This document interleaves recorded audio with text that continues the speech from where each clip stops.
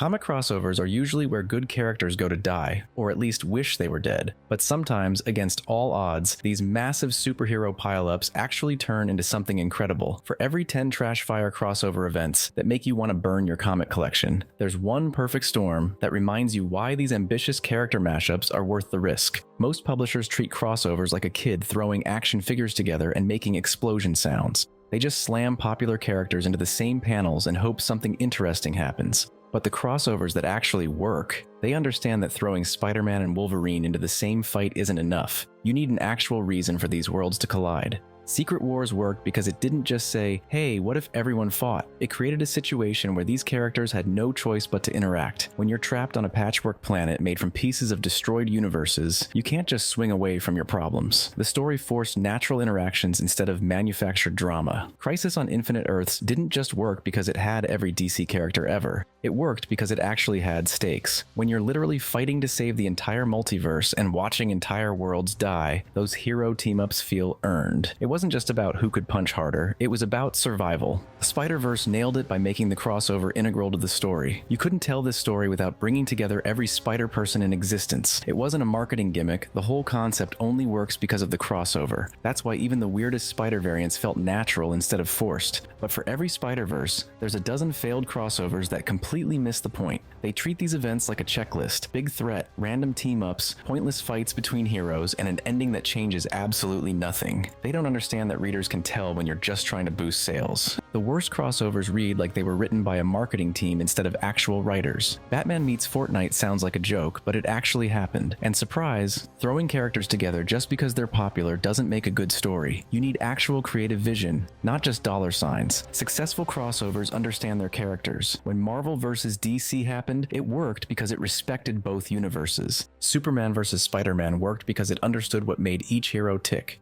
It wasn't just about the fight, it was about how these different characters would actually interact. The building blocks of a good crossover are actually pretty simple. You need a threat that actually justifies bringing these characters together. You need real stakes. Not just the universe will explode, but personal consequences for the characters involved. And most importantly, you need writers who actually care about making it work.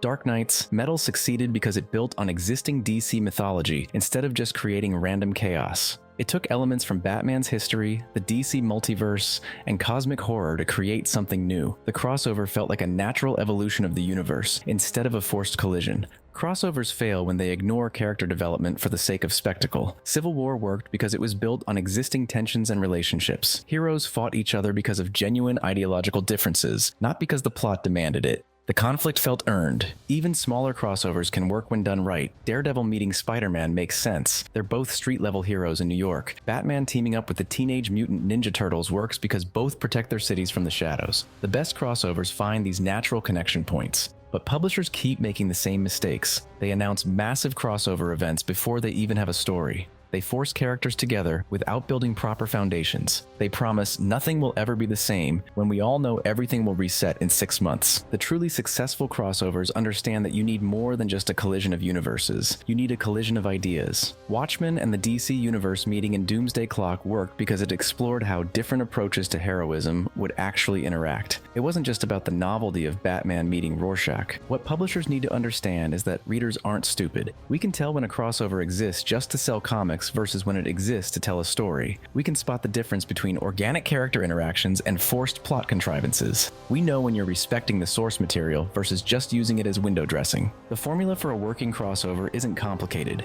Respect the characters, build proper foundations, create meaningful stakes, and actually have something to say. But apparently that's too much to ask for most publishers who just see dollar signs when they think about cramming their most popular characters into the same panels. Here's the truth, crossovers are always a risk, but when they work, they can create stories that wouldn't be possible any other way. They can challenge characters in new ways, explore different dynamics, and push creative boundaries. The trick is actually caring about the story you're telling instead of just the sales figures you're chasing.